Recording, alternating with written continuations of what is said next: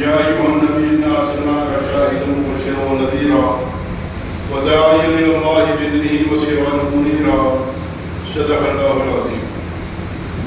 میرا عزیز و بھائیو و دوستو، یہ ربیع الاول کا مہینہ چل رہا ہے.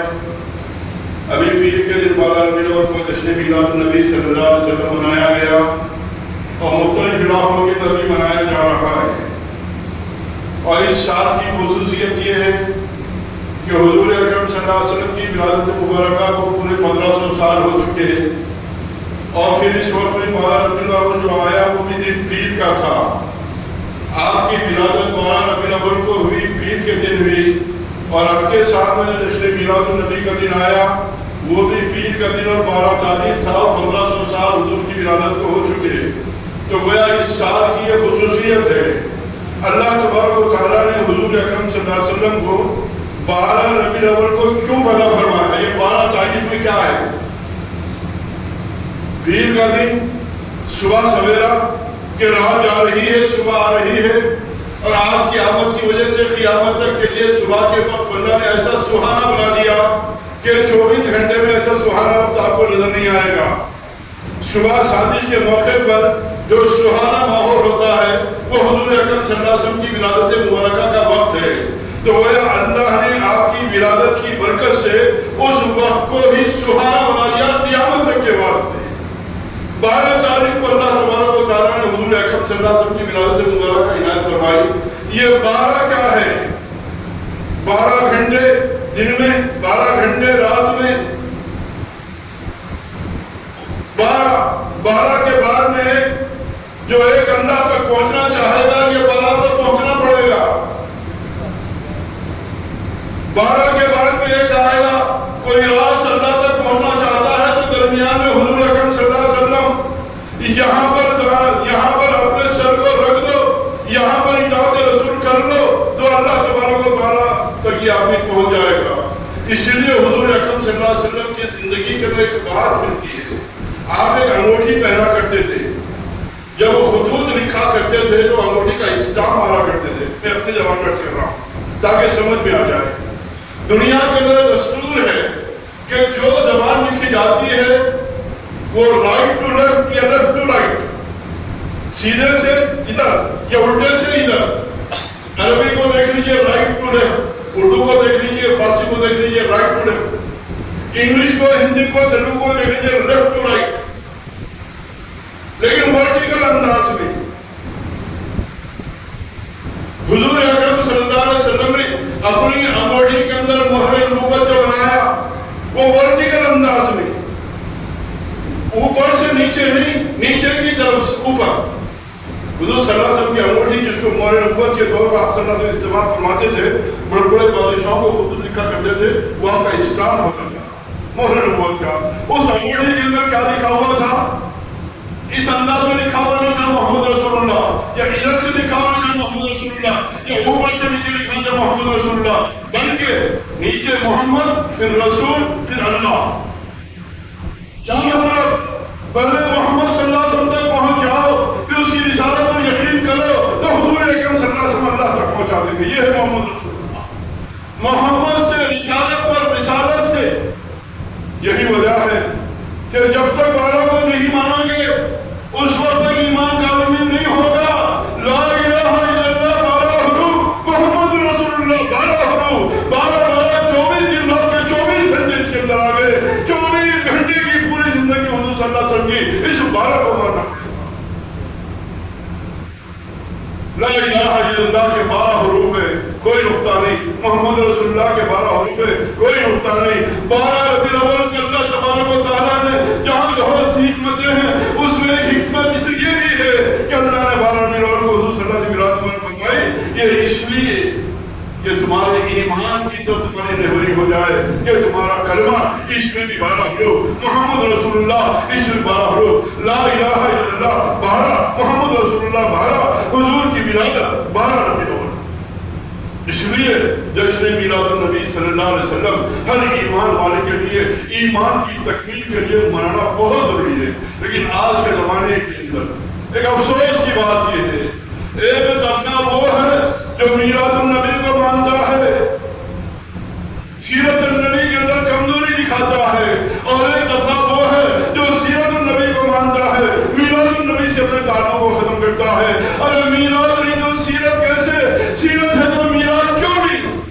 یہ دونوں لازم و ملزوم ہے، ایسا نہیں کیا جا سکتا۔ میلاد والوں کو سیرت ماننا پڑے گا، سیرت ماننے والوں کو میلاد ماننا پڑے گا۔ میلاد ہوئی تو سیرت ہوئی۔ میلاد کیا ہے؟ حضور کی پیدائش کا تذکرہ، آپ کی عظمت کا تذکرہ، آپ کی غیرت کا تذکرہ، آپ کی محبت کا تذکرہ، آپ کے مقام کا تذکرہ، آپ کی عظمت کا تذکرہ، آپ کا ادب، آپ کی توحید، یہ ساری میلاد ہے۔ ہم نے میلاد کو سیرت کو الگ کر دیا، نہیں، یہ دونوں لازم و مطلوب ہیں۔ میلاد کا جشن بھی والہانہ محبت کے ساتھ میں ہر ایمان والے کو منانا ضروری، اس کے بغیر ایمان کی تکمیل نہیں، پوری ذمہ داری کے ساتھ میں کہنا۔ اور پھر اس کے ساتھ میں حضور اکرم صلی اللہ علیہ وسلم کی سیرت۔ سیرت کیا ہے؟ آپ کی سنت، آپ کا اسوہ، آپ کا طریقہ، آپ نے جو رہبری فرمائی ہے، اس کو اختیار کرنا، یہ آپ صلی اللہ علیہ وسلم کی سیرت ہے۔ تو میلاد کے ساتھ میں سیرت، اور سیرت کے ساتھ میں میلاد۔ میلاد الگ، سیرت الگ، یہ میرے دوستوں کو ایک کامل ایمان والے کا کام نہیں ہو سکتا۔ جو سیرت پر چلتا ہے وہ میلاد کی خوشی بھی مناتا ہے، جشن آمد رسول بھی مناتا ہے۔ یہ دونوں ایک دوسرے کے لیے لازم و ملزوم ہیں۔ اسی لیے میلاد النبی صلی اللہ علیہ وسلم یہ ہر ایمان والے کے، اس کے ذریعے سے حضور اکرم صلی اللہ علیہ وسلم کی محبت کی شمع ہر دل میں روشن ہو جائے۔ اس کے بغیر کسی عمل کے اندر نورانیت پیدا نہیں ہو سکتی۔ حضور صلی اللہ علیہ وسلم کی محبت ہر ایمان والے کے قلب میں ہونا ضروری ہے۔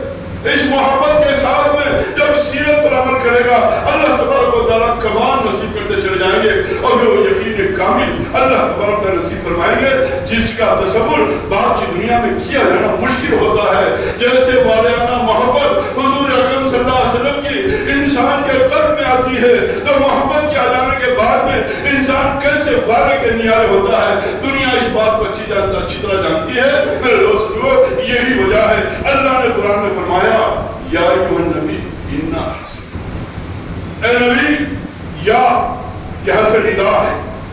عربی کے اندر دو الفاظ ہیں جو اکثر و بیشتر حرف ندا کے طور پر استعمال ہوتے ہیں۔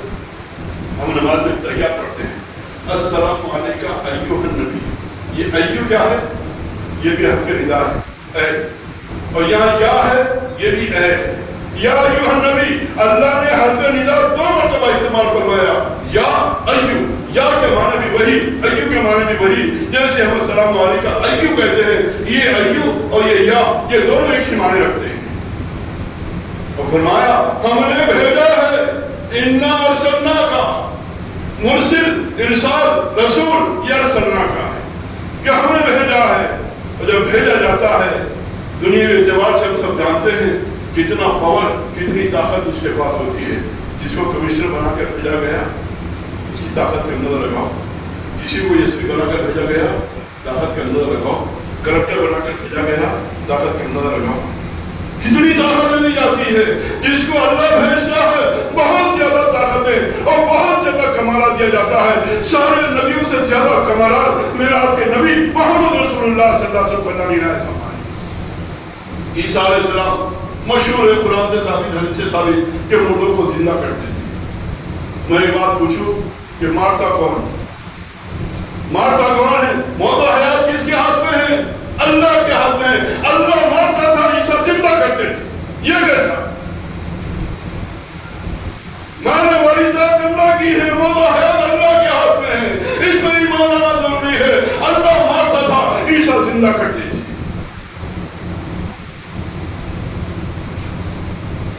قرآن میں صراحت کے ساتھ مل جائے گا۔